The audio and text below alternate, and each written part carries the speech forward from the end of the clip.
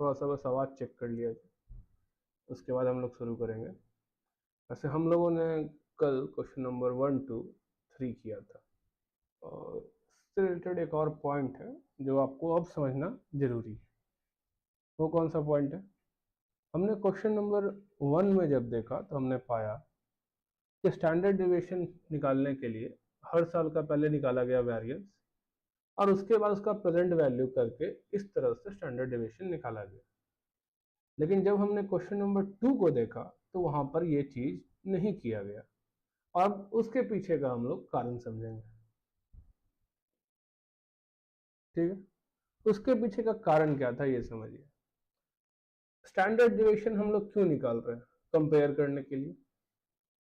अगर project A और project B दोनों के केस में एक साल का डाटा दिया गया है और वही हर साल होने वाला है कैश इनफ्लो, तो अगर मैं सिर्फ एक साल का भी निकाल लूं क्या स्टैंडर्ड डिविएशन, मेरा कंपैरिजन निकल सकता है। क्यों? क्योंकि अगर मैं फॉर्मूला आगे भी पुट करता तो क्या होता, निकलता 154 919 डिवाइड बाई 1 पॉइंट क्या था फैक्टर आपका प्रेजेंट वैल्यू करने का, नहीं दिया था क्वेश्चन शायद मेरे ख्याल से, जो भी फैक्टर होता, ठीक है, उसका स्क्वायर करते, फिर 4 करते। वही चीज प्रोजेक्ट बी के साथ करते 77,000 के साथ। और हमको सिंपली पता है कि मैं कंपेयर जो भी करूं इसका ज्यादा ही आता, इसका स्टैंडर्ड डिविएशन क्या आता, ज्यादा ही आता, ठीक है, क्योंकि नंबर बड़ा है ना। अगर नंबर बड़ा है और डिवीजन सेम चीज से हो रहा है नंबर का, और फिर स्क्वायर रूट किया जा रहा है, क्या समझे? नंबर बड़ा है, डिवीजन सेम चीज से किया जा रहा है। अगर यहां पर ए है तो यहां पर भी ए है, ए का स्क्वायर, ए का स्क्वायर, यहां पे फिर सेम अमाउंट है, ए का पावर 4। तो इस केसेस में क्लियर था, कंपैरिजन हमारा एक साल का भी निकाल के हम लोग कर सकते हैं, इसलिए हम लोगों ने आगे नहीं निकाला। लेकिन क्वेश्चन जब आगे देखिएगा तो ऐसे क्वेश्चन भी आएंगे कि एक प्रोजेक्ट का तो मल्टीपल ईयर का दिया रहेगा कैश फ्लो, और एक प्रोजेक्ट का सिंगल ईयर का कैश फ्लो दिया रहेगा, 1 ईयर का दिया रहेगा, और एक का मल्टीपल ईयर का दिया रहेगा, मल्टीपल डाटा। अब यहां पे कंपैरिजन करने के लिए आपको उस 1 ईयर वाले पे भी, जैसे यहां पर था कि सेम हर साल सेम कैश फ्लो होगा, ठीक है, 4 lakh 4 lakh 4 lakh 4 lakh, year 1 year 2 year 3, हर साल 4 लाख ही होगा। यहां पे वही था, हर साल 4 लाख ही होगा। उस केसेस में आपको ईयर 1 के लिए भी, मल्टीपल ईयर में तो वो करना ही है, अंडर रूट लगा करके स्क्वायरिंग करना है, ठीक है, वेरिएंस का प्रेजेंट वैल्यू करना है, अब प्रेजेंट वैल्यू करने के लिए स्क्वायरिंग करना है, ठीक है। लेकिन वहां पर क्या होगा, जब मल्टीपल ईयर और 1 ईयर साथ में होगा तो आपको 1 ईयर के लिए भी इस तरह से आंसर नहीं निकाल सकते। क्यों? क्योंकि कंपेरिजन किसके साथ करना है, मल्टीपल ईयर वाले के साथ कंपेयर करना है हमें उस प्रोजेक्ट को जिसका डाटा बोल रहा है कि हर साल सेम कैश फ्लो रहेगा, क्या समझे, हर साल सेम कैश फ्लो रहेगा, उसको कंपेयर करना है उस डाटा के साथ, उस प्रोजेक्ट के साथ जो मल्टीपल ईयर के लिए बोल रहा है कि मल्टीपल ईयर में डिफरेंट डिफरेंट कैश फ्लो रहेगा, ठीक है। तो वहां पर फिर आपको 1 ईयर के लिए भी वही फॉर्मूला जो क्वेश्चन नंबर 1 में था उसका इस्तेमाल करना होगा। आप उस क्वेश्चन में सिर्फ एक साल का स्टैंडर्ड वैरियंस निकाल के और फिर उसका स्टैंडर्ड डिविएशन निकाल करके कंपैरिजन नहीं कर सकते, क्योंकि तो पॉसिबल नहीं है कंपेयर करना, ठीक है। तो 1 ईयर वाले पे भी मल्टीपल ईयर का ही फॉर्मूला लग जाएगा। तो अब हम लोग आएंगे अपना क्वेश्चन नंबर 4 पे, और उसको आज हम लोग सॉल्व करेंगे। चलिए आइए क्वेश्चन नंबर 4। काफी इजी क्वेश्चन है, कुछ करना ही नहीं था। बोला कि KLM limited is considering taking up one of the two project, एक है प्रोजेक्ट के, एक है प्रोजेक्ट एस, ठीक है, both project having same life, ठीक है, जो भी लाइफ हो 5 साल 6 साल 10 साल 12 साल, दोनों का लाइफ सेम है, और दोनों में इन्वेस्टमेंट भी सेम लगने वाला है। तो वही कहानी, मिस्टर ए कंफ्यूज है कि 80 लाख यहाँ लगा है कि 80 लाख यहाँ लगा है। खैर मिस्टर ए यहाँ पर KLM लिमिटेड है, पर मैं उसे मिस्टर ए ही समझता हूँ हमेशा सॉल्व करने के time. Both are estimated to have almost the same yield as the company is new to this type of business। और बाकी कहानी लिखा हुआ है, ठीक है, नीचे तक कहानी लिखा हुआ है, क्या समझे। the pattern is likely to continue during the life of this project. कहने का मतलब है कि पहला साल का उसका जो एस्टिमेशन है प्रोजेक्ट के लिए ये है और प्रोजेक्ट एक्स के लिए ये है और यही एस्टिमेशन आपका हर साल का है। समझ में आया? The pattern is likely to continue during the life of this project. अब आपको बोला calculate variance, standard deviation, coefficient of variance. अब काफी इजी है, पहले ही पढ़ रखा हम लोगों ने। ये तो क्वेश्चन नंबर 1 में सॉल्व किया, 2 में सॉल्व किया, 3 में भी देखा था। अब समझिए यहां पर फिर वही चीज है कि हमारा हर साल सेम कैश फ्लो है, तो हम कंपैरिजन कर लेंगे प्रोजेक्ट के और एस के बीच में सिर्फ एक साल का निकाल के वेरिएंस और स्टैंडर्ड डेविएशन। लेकिन यही अगर प्रोजेक्ट के का मल्टीपल ईयर में डिफरेंट डिफरेंट कैश फ्लो रहता और प्रोजेक्ट एस का सेम कैश फ्लो रहता हर साल, तो फिर हमें कौन सा फॉर्मूला यूज करना पड़ता? प्रोजेक्ट के लिए भी वही फॉर्मूला जो हमने क्वेश्चन नंबर 1 में यूज किया था। आएंगे क्वेश्चन नंबर 5 में, सेम क्वेश्चन है, तब आपको समझ में आएगा मैं किस चीज की बात कर रहा हूं। अब आते हैं जहां तक बात है प्रोजेक्ट के का, सबसे पहले हम लोग क्या निकालेंगे? Expected cash flow. चलिए निकालते हैं। वेट अ सेकेंड, आ गया। ठीक है, हमें निकालना है एक्सपेक्टेड कैश फ्लो। क्यों निकाल रहे हैं? क्योंकि निकालना है वेरिएंस, और वेरिएंस निकालने के लिए हमें क्या चाहिए? तो देखिए जो वेरिएंस हो, जो स्टैंडर्ड डेविएशन हो, कहीं फिक्स नहीं है कि ये expected cash flow, expected NPV का भी निकल सकता है। वेरिएंस क्या है, डेविएशन क्या है? वो यही चीज है ना कि यार ये मेरा एक एस्टिमेशन है, इससे कितना अप या कितना डाउन, कितना वेरी कर सकता है। तो ऐसा कहीं नहीं कहा गया कि एक्सपेक्ट जो आपका डेविएशन या वेरिएंस है वो सिर्फ एक्सपेक्टेड कैश फ्लो के लिए निकलेगा, एक्सपेक्टेड एनपीवी के लिए निकलेगा, या फिर परसेंटेज के लिए निकलेगा, कहीं नहीं। Deviation is a mathematical unit, mathematical term. ठीक है, मैथ्स का पार्ट है स्टैंडर्ड डेविएशन। हम उसे एफएम में यूज करते हैं क्या जानने के लिए? यही चीज जानने के लिए कि हमारा जो आंसर आया है उससे कितना वेरिएट कर सकता है एक्चुअल आंसर आने वाले समय में जब ये प्रोजेक्ट इंप्लीमेंट हो जाएगा। ठीक है, सबसे पहले हम लोग निकालेंगे एक्सपेक्टेड कैश फ्लो। तो प्रोजेक्ट के का जहां तक बात है, तो आइए प्रोजेक्ट के का निकालते हैं। क्या होगा? 11 गुने 0.10, 13 गुने 0.20, 15 गुने 0.40, 17 गुने 0.20, 19 गुने 0.10। तो इसको हम लोग कैलकुलेटर पे ही कर लेते हैं, क्यों इतना समय बात करना? क्योंकि मैं हमेशा कहता हूँ मेरा काम सिर्फ और सिर्फ आपको गाइड करना है, जितना कम समय में आप सवाल को समझ जाएं और खुद बनाने के लिए एलिजिबल हो पाए।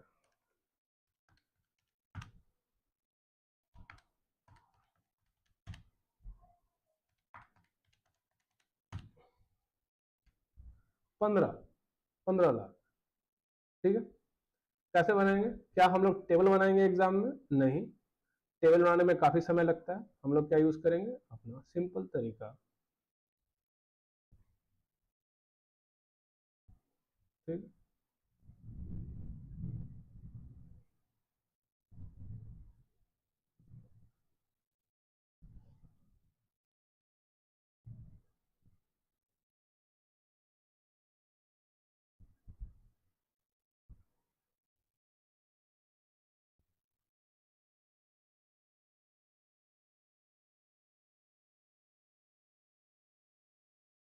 और फिर बटा कितना? 5 है ना, 19 गुने 0.10। इसका इक्वल्स टू कितना आएगा? 15 लाख। समझ गए? ऐसे ही हम लोग दूसरे प्रोजेक्ट का भी निकाल लेंगे। उसका कितना आएगा? देखिए, इसका आया 15 लाख, दूसरा कितना आएगा? 17 लाख, सेम तरीके से। ठीक है,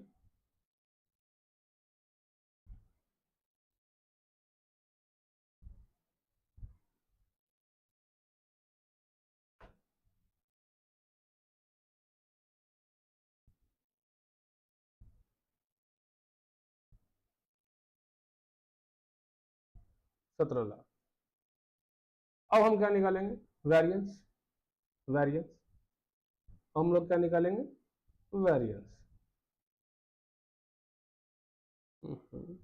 आज फिर थोड़ा गड़बड़ कर रहा है।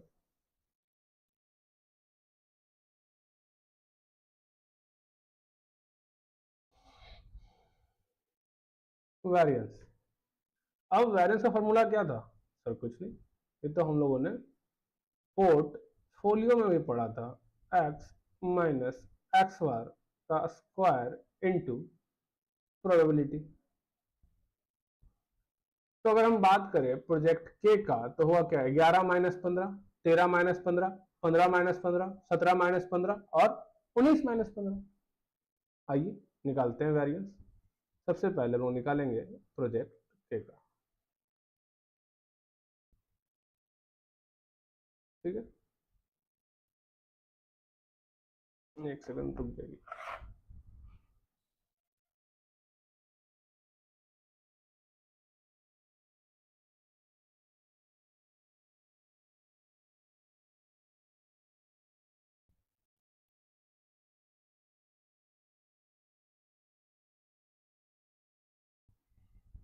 प्रोजेक्ट के का,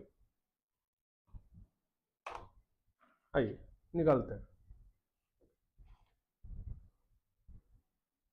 क्या होगा, और अपना क्वेश्चन कहाँ चला गया, हाँ, 11 माइनस 15 का स्क्वायर, प्रोबेबिलिटी क्या है उसका, फिर से हैंग हो रहा है,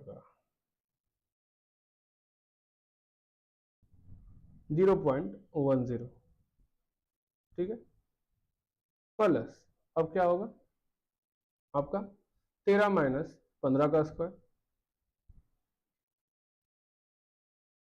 इंटू 0.20 प्लस, अच्छा बीच में पैड में दिक्कत है, 15 माइनस 15 का स्क्वायर इंटू 0.40, 17 माइनस 15 का स्क्वायर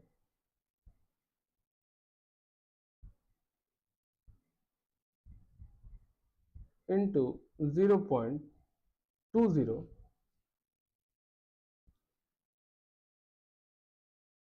19 माइनस 15 का स्क्वायर इंटू 0.10। आगे सॉल्व करते हैं, देखते हैं क्या आता है।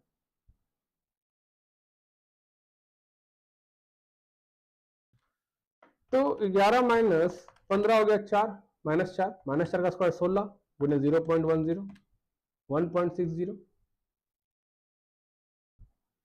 प्लस 13 माइनस 15 माइनस 2 का स्क्वायर 4 हो गया गुने 0.20,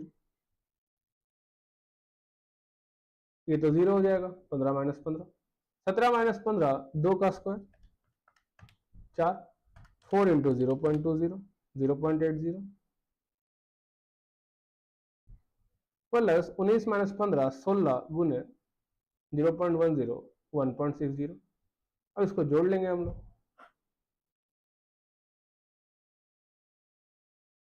इंस्टा आईडी क्या है मेरा, 1.60 प्लस 0.80 प्लस 0.80 1.60 4.80। क्या समझे, कोई दिक्कत, तो आपका आया 4.80।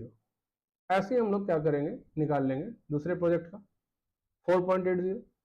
जब दूसरे प्रोजेक्ट का निकालेंगे उसका कितना आया 20.80, ठीक है, प्रोजेक्ट एस का सेम तरीके से हम लोग निकाल लेंगे। अब यहां पर हम लोग, क्योंकि हमें पता है कि सिंगल डाटा हर साल चल रहा है, ठीक है, जब सिंगल डाटा ही हर साल चल रहा है तो उस केस में हमें क्या नहीं करना, हमें क्वेश्चन नंबर 1 वाले फॉर्मूला का इस्तेमाल नहीं करना, क्योंकि हम कंपेयर कर सकते हैं प्रोजेक्ट के को एस के साथ, हम कंपेयर कर सकते हैं सिर्फ एक साल का ही स्टैंडर्ड डेविएशन निकाल, क्या समझे, सिर्फ एक साल के स्टैंडर्ड डेविएशन को निकाल के हम कंपैरिजन कर सकते हैं। लेकिन वही अगर मल्टीपल ईयर में डिफरेंट कैश फ्लो है तो ये पॉसिबल नहीं है। अगर एक प्रोजेक्ट का बोल रहा है कि मल्टीपल ईयर में डिफरेंट कैश फ्लो है और एक बोल रहा है मल्टीपल ईयर में सेम कैश फ्लो है और अब कंपेयर करना है, तो हमें सेम कैश फ्लो वाले के लिए भी क्या करना पड़ेगा, वही फॉर्मूला यूज करना पड़ेगा जो क्वेश्चन नंबर 1 में था। अब यहां पर क्यों नहीं यूज कर, इसका सिंपल सार यही है कि अगर मैं इसको ए से डिवाइड करूं और उसका अंडर रूट करते जाऊं हर साल के लिए जो भी टर्म है लाइफ के लिए एंड टर्म्स तक, और इसको भी ए से डिवाइड करूं और अंडर रूट करते जाऊं, ऑब्वियस सा बात है इसका आंसर ज्यादा आने वाला है। क्योंकि अगर हम किसी भी नंबर को एक्स हो या वाई हो, ठीक है, एक्स हो या वाई हो, किसी भी नंबर को अगर सेम नंबर से डिवाइड करे और अंडर रूट करे तो उसका आंसर ऑब्वियस सा बात है जो नंबर बड़ा है उसका बड़ा आएगा और जो नंबर छोटा उसका छोटा आएगा। तो कंपेरिजन करने के लिए यहां पे सिंपल था, इसलिए वो आगे नहीं किया, आगे नहीं सॉल्व किया कि हाँ अंडर रूट लगा करके आप आगे प्रोसीड करिए, यहीं से आंसर आप दे सकते हैं। इसीलिए हम लोग यहीं पे इसका भी आंसर दे लेंगे। हट जा। अब जहां तक बात आया स्टैंडर्ड डिविएशन निकालने का, तो कुछ करना ही नहीं है। अगर हम प्रोजेक्ट के की बात करें तो अंडर रूट 4.80, और अगर हम प्रोजेक्ट एस की बात करें तो वो है 20.80 का अंडर रूट। भाई मेरा इंस्टा आईडी मुझे खुदे नहीं पता है, बता देता हूँ। अब कोई इंस्टा आईडी मैं कहाँ से बता, रुक जाओ, नया ही बनाया था, देखना पड़ेगा थोड़ा सा। और इधर गया,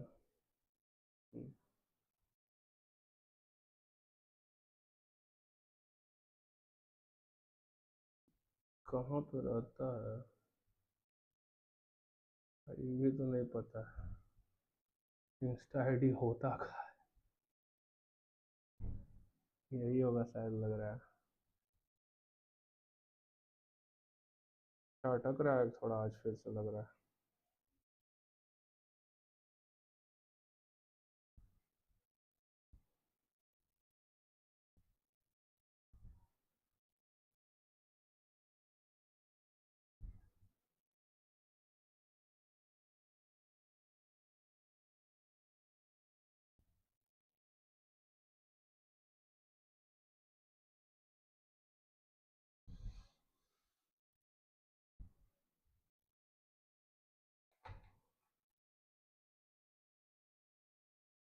समझ गया, कोई दिक्कत?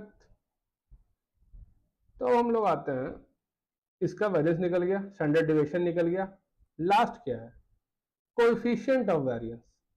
कोएफिशिएंट ऑफ वेरिएंस, और मैंने आपको इसके लिए क्या बोला था, कुछ नहीं, वो बस जानना चाह रहा है जो आपने अभी रिस्क निकाला है, जो आपने अभी रिस्क निकाला है कितना निकला है, क्या देख लेते हैं। जो आपने अभी रिस्क निकाला है 2.19 और 4.56, ये per unit of expected cash flow या per unit of expected NPV कितना है, कितना है। तो हमने सर 2.19 निकाला था प्रोजेक्ट के लिए अंडर रूट 4.80 करके। अगर उसको देखो, ये जो है ना, ये ध्यान रखना, ये एक्सपेक्टेड कैश फ्लो भी हो सकता है, फिर हैंग कर रहा है मेरे भाग, ये एक्सपेक्टेड सीफैट भी हो सकता है, क्या समझे, ये एक्सपेक्टेड एनपीवी भी हो सकता है, नो प्रॉब्लम। वो बस जानना चाह रहा ना कि per unit of expected cash flow मेरा रिस्क क्या है, या per unit of expected NPV मतलब 1 रुपया का एनपीवी पे रिस्क कितना है। तो ऑब्वियस सा बात है जिसका कोएफिशिएंट ऑफ वेरिएशन लोअर रहेगा वही प्रोजेक्ट अच्छा होगा। जैसे अगर प्रोजेक्ट के की बात करें तो उसका कोएफिशिएंट ऑफ वेरिएशन आया 0.146, मतलब 1 रुपया का कैश फ्लो पे 14 पैसे का डाउन जाने का डर है, उसको 14 पैसे का डाउन जाने का डर है, ठीक है। वैसी बात करें हम लोग प्रोजेक्ट एस का, तो हम लोग पाएंगे कि प्रोजेक्ट एस में 1 रुपया के कैश फ्लो पे डाउन जाने का कितना डर है, 26 पैसे का। तो ऑब्वियस सा बात है हम कौन सा प्रोजेक्ट चुनेंगे जिसमें हमें डाउन जाने का कम डर हो, क्या समझे। ये इतना ही सिंपल कॉन्सेप्ट है। कोफिशिएंट ऑफ वेरिएशन कोई फॉर्मूला नहीं है, लोग उसको फॉर्मूला समझ के याद करने की कोशिश करते हैं, पर जबकि वो फॉर्मूला है ही नहीं। तो सिंपली बस ये पूछ रहा है कि आपका पर यूनिट ऑफ एनपीवी या per unit of expected cash flow risk क्या है। ठीक है, रिस्क 4 लाख 4.56 लाख है, जो भी है ये रिस्क है। तो रिस्क तो पूरा इंटायर प्रोजेक्ट का है ना, इंटायर कैश फ्लो 17 लाख के कैश फ्लो पे ये रिस्क है। मैं 17 लाख हो सकता है कि 4,56,000 डाउन जा सकता है, 4,56,000 अप जा सकता है, लेकिन पर 1 रुपया पे क्या है तो फिर रिस्क। तो पर 1 रुपया पे 26 रुपया है, 26 पैसा, सॉरी 26 रुपया है, 26 पैसा है। ठीक है, कोई दिक्कत? यही था आपका। अटक रहा है ना, आज भी लग रहा है। हाँ, प्रॉपरली अटक रहा है, पता नहीं किसी दिन क्या हो जाता है, अटकने क्यों लगता है। आवाज ठीक आ रहा है?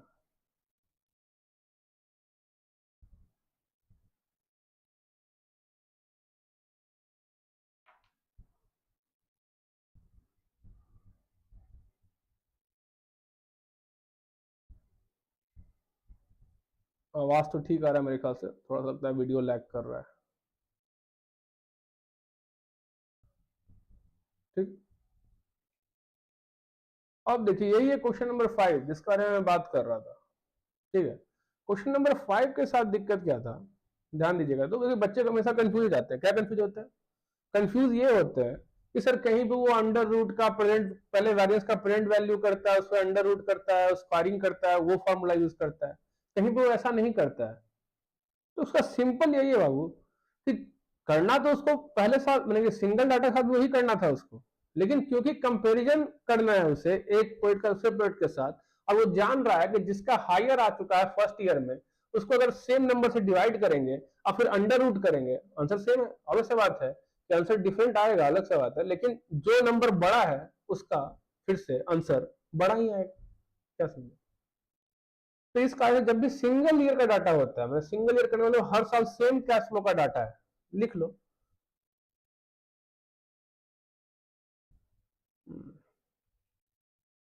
लिख लो ना, हर साल अगर सेम कैश फ्लो का डाटा है, सेम कैश फ्लो, क्या समझे, हर साल सेम कैश फ्लो होने वाला है, हर साल अगर सेम कैश फ्लो का डाटा दिया गया है तो हमें क्या नहीं करना है, हमें सिर्फ 1 साल का बैलेंस निकालना है। क्या समझे, और उसका कोई प्रेजेंट वैल्यू नहीं करना, हमें सिर्फ 1 साल का वैरियंस निकालना है। ठीक,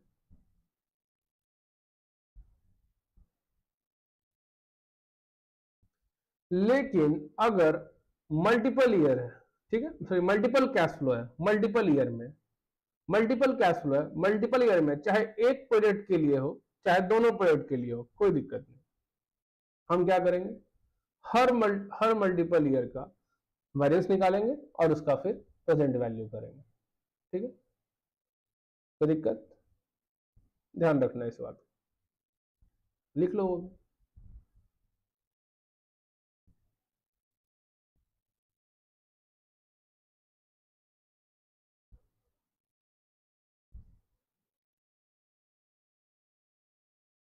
डिफरेंट कैश फ्लो है, क्या है, डिफरेंट कैश फ्लो।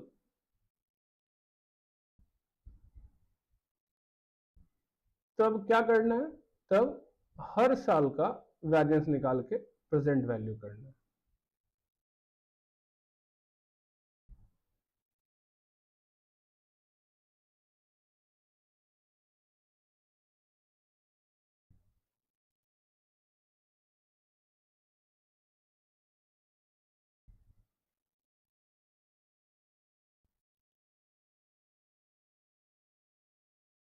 समझ गया, हर साल का वेरियंस निकाल के प्रेजेंट वैल्यू करना है।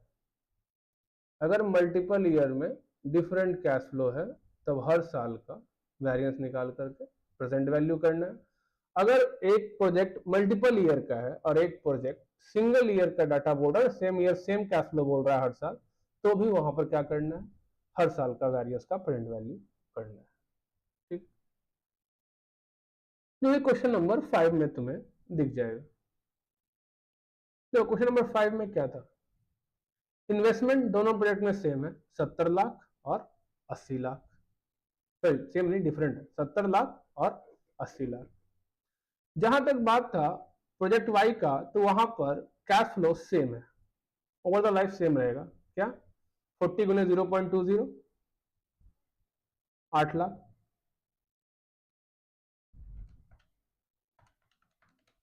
8 लाख, 45 गुने 0.50 2.5 लाख, और 50 गुने 0.30 15 लाख। तो आपका कैश फ्लो कितना हो गया, 8 प्लस 22.50 प्लस 15 45.50। हर साल यही आपका कैश फ्लो रहेगा, हर साल, ईयर 1 ईयर 2 ईयर 3 जो भी जितना भी लाइफ है प्रोजेक्ट का। खैर यहाँ पे लाइफ है प्रोजेक्ट का 3 साल, आपको ये मानना पड़ेगा। ये डाटा में और कुछ बोला नहीं, पर आपको प्रोजेक्ट एक्स के लिए 3 साल का डाटा दिया था इसलिए। लेकिन प्रोजेक्ट एक्स के साथ ऐसा नहीं है, उसके ईयर 1 में कैश फ्लो होगा 30 गुने 0.30, 50 गुने 0.40 और 65 गुने 0.30 48.20 लाख। ईयर 2 में होगा 30 गुने 0.30, 40 गुने 0.40 और 55 गुने 0.30 41.50 लाख। और वैसे आप ईयर 3 का निकालिएगा तो उसका होगा 30 गुने 0.30, 40 गुने 0.40, 45 गुने 0.30 और जीटी करिएगा तो आएगा 38.50। अब यहां पर क्या होगा कि इस प्रोजेक्ट का वेरिएंस हर साल का निकलेगा। आप खुद भी देख पा रहे होंगे कि यहाँ पे वेरिएंस हर साल का निकलेगा, है कि नहीं, इंटू 0.30, 50 माइनस 48.20 इंटू 0.40, 65 माइनस 48.20 का स्क्वायर गुना 0.30। और फिर ईयर 2 के लिए, ईयर 3 के लिए दिक्कत कहाँ आएगा, दिक्कत ये आएगा कि आप सोचिएगा सर यहाँ तो सेम कैश फ्लो है, तो बस एक बार वैरियंस निकालेंगे तो काम चल जाएगा, पर फिर कंपैरिजन कैसे कर पाओगे, कंपेयर नहीं ना हो पाएगा। कंपेयर कैसे होगा, ये करेगा अपने 3 साल के वेरियंस का प्रेजेंट वैल्यू और उसका अंडर रूट, अपने 3 साल के वेरियंस का प्रेजेंट वैल्यू और उसका अंडर रूट निकाल करके स्टैंडर्ड डिविएशन निकालेगा। और आप यहाँ पे सिंगल ईयर के डाटा को कंपेयर करोगे इसके साथ तो कभी सही है ये चीज नहीं है ना। पर अगर यही प्रोजेक्ट एक्स भी कहता यही चीज कि नहीं बस ये डाटा नहीं है, 2 और 3 का डाटा को भूल जाओ, बस डाटा ये दिया रहता, तो हम बोलते हैं कि फिर ठीक है, तो बस 1 साल का निकाल लेते हैं, वेरियंस कंपेयर हो जाएगा। तो इसको हम लोग देखेंगे क्वेश्चन के थ्रू, आंसर के थ्रू ही, ताकि ये थोड़ा सा सिस्टम अटक रहा है और मेरे ख्याल से आप वहां से भी समझ जाइएगा, टेंशन मत लीजिए। सबसे पहले इसने जो यूज किया, हम लोग वैसे सॉल्व तो करते नहीं, हम लोग क्या बोलते हैं एक्सपेक्टेड कैश फ्लो निकाल लेते हैं, सिंपल लाइन में निकाला गया 48.50 41.50 38.5, कोई दिक्कत नहीं, यही तो हमारा भी आया था। अब अगर एनपीवी की बात करें तो कैसे निकलेगा, इन तीनों का करेंगे प्रेजेंट वैल्यू, दिया गया है हमें क्वेश्चन में, शायद 10% है मेरे ख्याल से, 10% है, हाँ वैसा बात है 10% है, तो हमने यूज किया 10% को, तो 0.90 0.86 0.751 कुछ नहीं है, ये 48.5 डिवाइड बाई 1.10 डिवाइड बाई 1.10 का स्क्वायर डिवाइड बाई 1.10 का क्यूब। तो इसको सिंपली समझे तो ये सिंपल टर्म में 1 डिवाइड बाई 1.10 क्या होता है, तो 0.909। ये तो आप लोग सीखते आ रहे सी इंटर से ही, तो आप लोग उससे निकाल लीजिएगा प्रेजेंट वैल्यू कितना आ गया 107.28। कितना इन्वेस्ट किया था 70 लाख, तो एनपीवी कितना हुआ 37.28। अगर हम प्रोजेक्ट वाई की बात करें तो वो यही रुपया हर साल कमाएगा 3 सालों तक, तो हम क्या यूज कर लेंगे sir, P V I F A annuity लगा लेंगे 10% 3 ईयर। और ये होता क्या है, कुछ नहीं सर, ये इन तीनों का सम, इन तीनों का सम 0.909 0.826 प्लस 0.751 2.487। अब इसको मल्टीप्लाई करेंगे तो हमारा 113.16 आया, और हमने इन्वेस्ट किया था 80 लाख, और इसका आपको एनपीवी है 33.16। अब एनपीवी की बात करें, देखने में लग रहा है कि प्रोजेक्ट एक्स तो बहुत अच्छा है, उसमें हमारा एनपीवी ज्यादा है, लेकिन फिर हम लोग कंपैरिजन कैसे कर सकते हैं प्रोजेक्ट एक्स का वाई के साथ? वाई में इन्वेस्टमेंट ज्यादा था, हाँ, पर वाई में present value of cash flow भी ज्यादा था। तो फिर मिस्टर ए कंफ्यूज होगा कि मैं इस आधार पर कैसे कंपेयर करूं। एक में तो इन्वेस्टमेंट कम है, वहां पे कैश फ्लो भी कम है। एक में इन्वेस्टमेंट ज्यादा है, तो वहां पे कैश फ्लो भी ज्यादा है पर एनपीवी कम है। तो उसको चाहिए और सारी चीजें, वो क्या, वो सही साबित होना चाहता है। मिस्टर ए कौन है? मिस्टर ए हमेशा चाहता है कि वो सही साबित हो, मतलब उसका जो एस्टिमेशन है वो ज्यादा ना हिले। क्या समझे? अगर डाउन भी जाए तो कम डाउन जाए, अप भी जाए तो कम डाउन जाए, कम अप जाए, सॉरी डाउन जाए। क्यों? क्योंकि उसको लगता है कि वो हमेशा सही साबित होना चाहता है, ठीक है, और वही सही है। तो वो क्या यूज करेगा? Standard deviation. अब यहीं पे आता है आपका ईयर 1 का निकालिएगा, कितना आएगा? 185.25। ये यहाँ पे उसका स्टैंडर्ड डेविएशन निकाल रहा है, तो इसका कोई जरूरत नहीं होता है, हमें प्रोजेक्ट का निकालना स्टैंडर्ड डेविएशन, ठीक है। क्या करेंगे? ईयर 1 का निकालेंगे, 30 माइनस 4.85 का स्क्वायर 0.30, 50 माइनस 48.5 का स्क्वायर इंटू 0.40, 65 माइनस 48.5 का स्क्वायर इंटू 0.30। तो 185.25 हमारा क्या आएगा? वेरिएंस। इसने यहीं पे ईयर 1 का स्टैंडर्ड डेविएशन निकाल लिया है और उसका जरूरत हमें निकालने का नहीं था।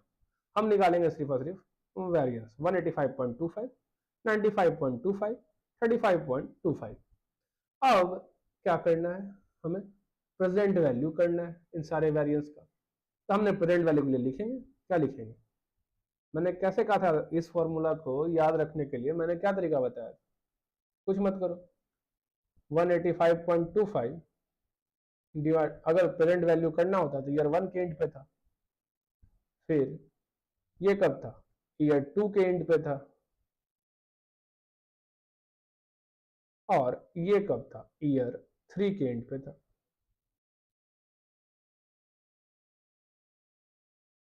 अब इसका लगा देंगे अंडर रूट, क्योंकि अंडर रूट कर दिए तो हमारा ये भी अंडर रूट हो गया, पर ये तो प्रेजेंट वैल्यू का है ना, तो प्रेजेंट वैल्यू करना चाह रहा है उसको। तो हम क्या करेंगे? मल्टीप्लाई बाई 2, मल्टीप्लाई बाई 2, ताकि इससे इंपैक्ट हट जाए किसका? स्क्वायर रूट का। मल्टीप्लाई बाई 2 तो पावर क्या हो जाएगा? Square 4 and 6। आया समझ में?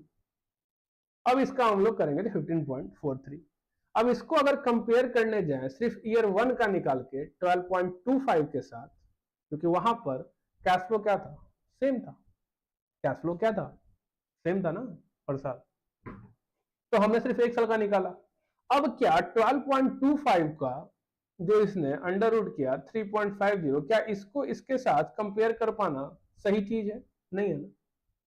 तो अब हम, तो एक चीज और समझ लो, फॉर्मूला बेसिकली है यही, ठीक है। हम लोग जब सेम कैश फ्लो रहता है ईयर 1 में, मैंने सॉरी हर साल, ईयर 1, ईयर 2, ईयर 3, ईयर 4, तो हम लोग आगे कंपेयर नहीं करते हैं। प्रोजेक्ट एक्स या वाई का सिर्फ एक ही साल का डाटा दिया रहता, कहता कि यही कैश फ्लो हमेशा रहेगा, तब हम आराम से एक बार निकाल लेते और कंपेयर कर लेते। पर अब हम लोग कंपेयर नहीं कर सकते इस तरह से, तो हम क्या करेंगे? हमें मालूम है ये 12.25 ईयर 1 में भी आएगा, 12.25 ईयर 2 में भी आएगा, 12.25 ईयर 3 में भी आएगा। सेम कैश फ्लो, यहां पे डिफरेंट है बस 185.25, 95.25, 95.25। यहां पर सेम है, सेम ले लिया हमने, डिवाइड बाय वही सेम चीज। प्रेजेंट वैल्यू करेंगे वेरिएंस का, अंडर रूट लगाएंगे, इसे सबको स्क्वायर कर देंगे और उसका आंसर आएगा 5.03। अब कंपेरेबल है, अब कंपेयर किया जा सकता है कि दोनों दोनों अपना सेम पॉइंट पे पहुंच गया। अगर यही प्रोजेक्ट एक्स का भी यही कहा गया होता कि सेम कैश फ्लो रहेगा हर साल, सेम कैश फ्लो रहेगा हर साल, तो हमारा आंसर सिर्फ यहीं पे निकाल करके भी दे सकते थे, क्योंकि उस केस में प्रोजेक्ट एक्स एक्स के लिए भी हम लोग बस इतना ही कैलकुलेशन किए होते, ये आगे नहीं बढ़े होते, ठीक है। अब हमें साफ साफ दिख रहा है कि मिस्टर ए को सही होना साबित है, तो इसका लोअर है, तो वो हमेशा क्या चुनेगा? जिसका स्टैंडर्ड डेविएशन कम है। और किसका कम है? प्रोजेक्ट वाई का, तो वो क्या चुनेगा? Project Y. तो अब समझ में तुम्हें आ गया होगा कब तुम्हें अपना स्टैंडर्ड डेविएशन के फॉर्मूला को एक स्टेप आगे ले जाना है और कब तुम्हें वहीं पर रुक जाना है। क्या समझे? अब हम लोग क्वेश्चन नंबर 6 करेंगे कल। आज के लिए यहीं पे रोक देते हैं। अगर कोई सवाल हो तो पूछ लो, नहीं हो तो चला जाए।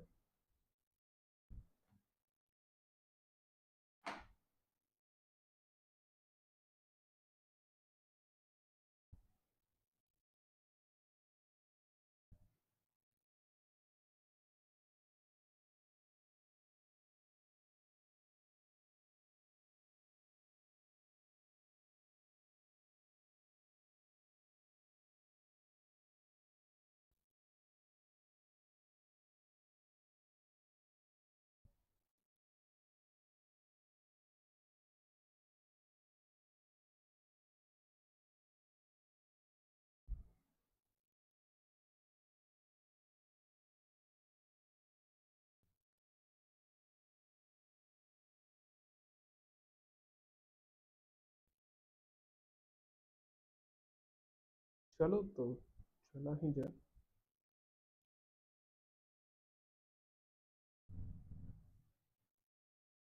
अच्छा, स्ट्रीमिंग बड़ा स्लो जा रहा है।